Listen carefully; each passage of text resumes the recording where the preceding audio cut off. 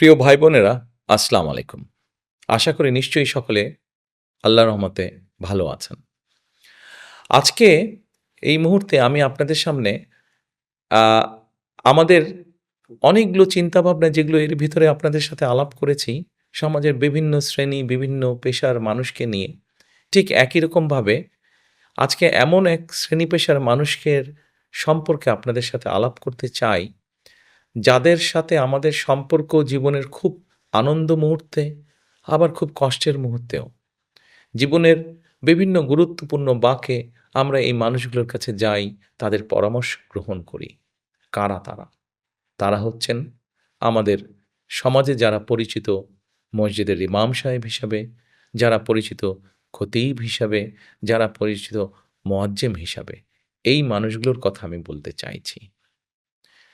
এছাড়াও আমি মুসলমান, স্বাভাবিকভাবেই আমি আমার খতিব সাহেব, আমার মুয়াজ্জিম সাহেব, আমার ইমাম সাহেবের কথা আমি যেমন চিন্তা করছি, একইভাবে এই দেশের নাগরিক হিসাবেও অন্য ধর্মেও যারা আছেন, সেই ধর্মের ধর্মীয় প্রধান যারা আছেন, তাদের কথাও আমরা চিন্তা করছি। এখন চিন্তাটা কি? দেখুন, একটু আগেই বললাম যে এই মানুষগুলো আমাদের জীবনের সুখ, দুঃখ, বেদনা সবকিছুর সাথে কমবেশি তারা জড়িত আছেন।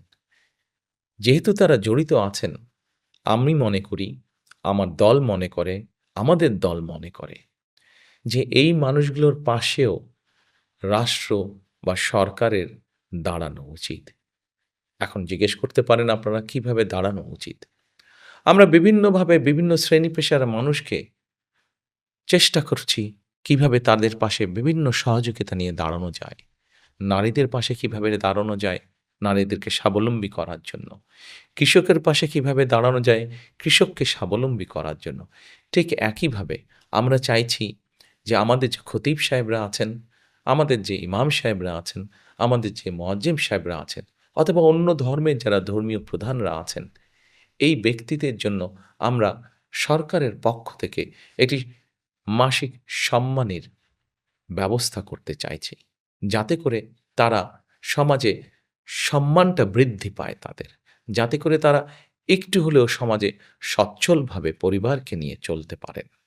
শুধু তাই নয়, আমরা চাইছি একইভাবে এই ব্যক্তি সম্মানী ব্যক্তি যাদের কথা বললাম, এই ব্যক্তিদের মধ্যে যদি কোনো রকম প্রশিক্ষণ দেওয়ার মাধ্যমে তাদের দক্ষতা বৃদ্ধি করা সম্ভব হয়, তাহলে আমরা সেই ব্যবস্থাটাও করতে চাইছি। যাতে করে সেই মানুষটি তার ভেতরে যেই অন্য গুণ আছে, সেটি প্রকাশ করার মাধ্যমে তার অর্থনৈতিক উপার্জন সৎ হালাল উপায়ে, সৎ উপায়ে যাতে বৃদ্ধি করতে সক্ষম হন। আমরা ইমাম মুয়াজ্জিম কল্যাণ ট্রাস্টকে প্রকল্প গ্রহণ করার মাধ্যমে আমরা এটাকে সময়োপযোগী করার মাধ্যমে এটাকে শক্তিশালী আমরা করতে চাইছি। আপনাদের হয়তো অনেকেরই জানা আছে ১৯৯৩ সালে বিএনপি সরকার প্রবর্তন করেছিল মসজিদ ভিত্তিক শিশু এবং গণশিক্ষা কার্যক্রম, যেটা সারা দেশে বিস্তৃত। আমরা এটিকে আবার সুন্দরভাবে চালু করতে চাইছি, যাতে করে আমাদের সামাজিক যে মূল্যবোধ, পারিবারিক যে মূল্যবোধ, ধর্মীয় যে মূল্যবোধ, এগুলো আমরা আমাদের শিশুদের আগামী প্রজন্ম যারা, ভবিষ্যৎ যারা, তাদের মধ্যে সুন্দরভাবে এই মূল্যবোধগুলোকে যাতে স্থাপন করতে পারি। এজন্যই এই প্রকল্পগুলো আমরা গ্রহণ করতে চাই। কারণ আমরা চাই একটি সুন্দর সমাজ, একটি সুন্দর দেশ, একটি সুন্দর পরিবেশ সবার জন্য গড়ে তুলতে।